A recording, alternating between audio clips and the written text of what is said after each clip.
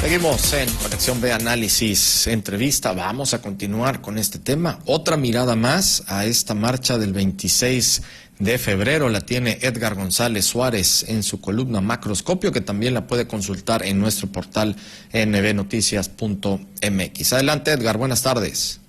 Buenas tardes, Jorge, ¿cómo estás? Envío un saludo al público que siempre nos escucha. Jorge, el próximo 26 de febrero habrá una movilización convocada por el bloque opositor, una movilización de la cual seguramente intentará sacarle el mayor provecho posible. Pero veamos, Jorge, cómo está más o menos la composición del escenario real.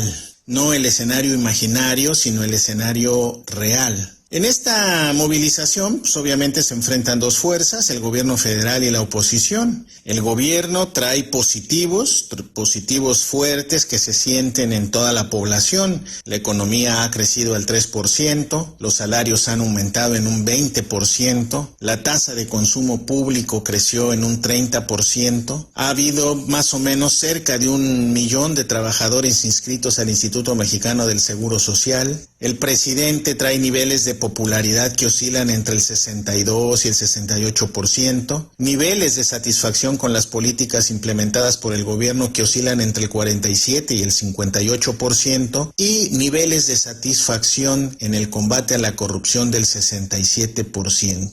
Todos estos datos del Instituto Nacional de Estadística. ¿Cuáles son los negativos del gobierno federal?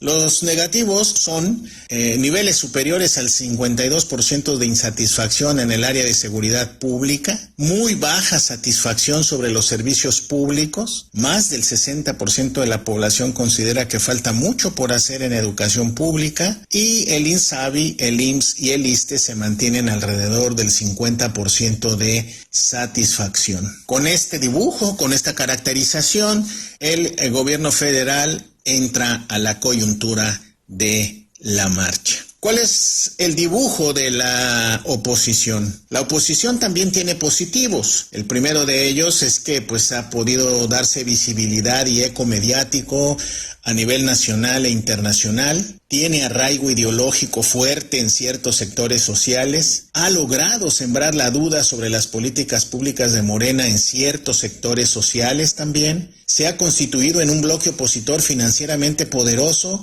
y mantiene 3 columnas de poder también muy, pero muy poderosas: los medios de comunicación, la Suprema Corte de Justicia y el Instituto Nacional Electoral. Sus negativos, Jorge, desde mi punto de vista, no tiene cohesión ni congruencia política.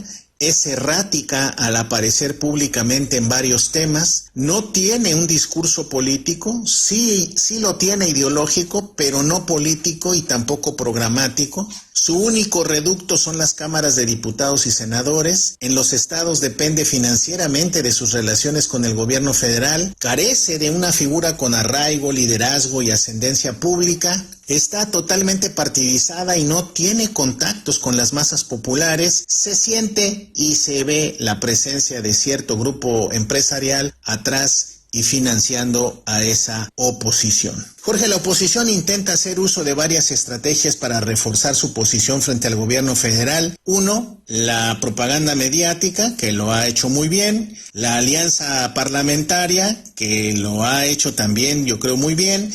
Y está experimentando la movilización ciudadana. Ya lleva una, le salió muy bien también, y va a empezar con esta otra. Vamos a ver cómo sale y qué efectos tendría. Con ello, la oposición pretende asegurarse niveles favorables de aceptación para intentar competir electoralmente. En términos de la conversación pública, Jorge, hay una polarización entre fuerzas y un nulo debate. Ni en las cámaras, ni en la esfera pública, y es en las redes sociales en donde más violencia verbal, virulencia y confrontación existe. Jorge, ¿qué espera la oposición? En su escenario más deseable, lo que espera la oposición es movilizar a más de 400,000 ciudadanos en la Ciudad de México y otros 200,000 en todo el país, afianzar su fuerza ideológica y electoral en contra de Morena y de López Obrador, revertir los negativos del gobierno e invisibilizar sus positivos vía mediática, legitimar su negativa al llamado Plan B vía la inconstitucionalidad de esa ley y concurrir a las elecciones del 2024 pues con las mismas reglas, presupuestos financieros e infraestructura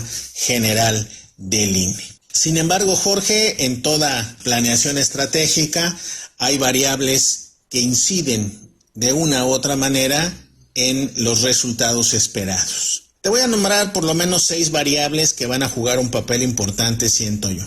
El efecto de las conclusiones y la sentencia sobre el juicio de García Luna y los narcopanistas, las demandas que prepara el gobierno federal en contra de los implicados en ese juicio, la nueva integración del Consejo General del INE que está en curso, la consolidación de la relación política entre el gobierno federal y el gobierno de los Estados Unidos, el comportamiento de la economía, principalmente en el papel del peso, el precio de la gasolina y la balanza de pagos, y por supuesto el resultado de las elecciones en Coahuila y el Estado de México. Jorge, pues con este dibujo, un tanto rápido, pero con este dibujo preveo que con la marcha del 26 de febrero, pues lo único que va a pasar es que se van a reforzar las fuerzas en conflicto, ni la oposición va a crecer o va a despuntar, ni el gobierno se va a desmoronar o se va a debilitar.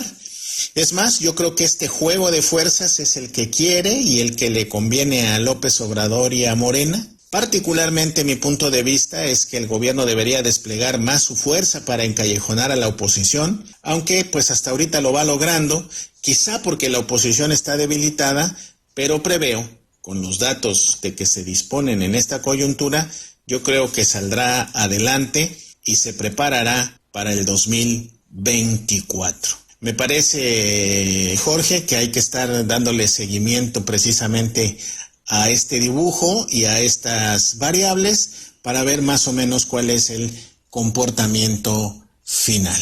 Es todo por hoy, bonito inicio de semana y un saludo a la cabina. Igualmente, Edgar González Suárez en su columna Macroscopio, con otra mirada, con otra visión de esta congregación del próximo 26 de febrero aquí en el Zócalo y en muchas otras partes de la República Mexicana en defensa de la democracia.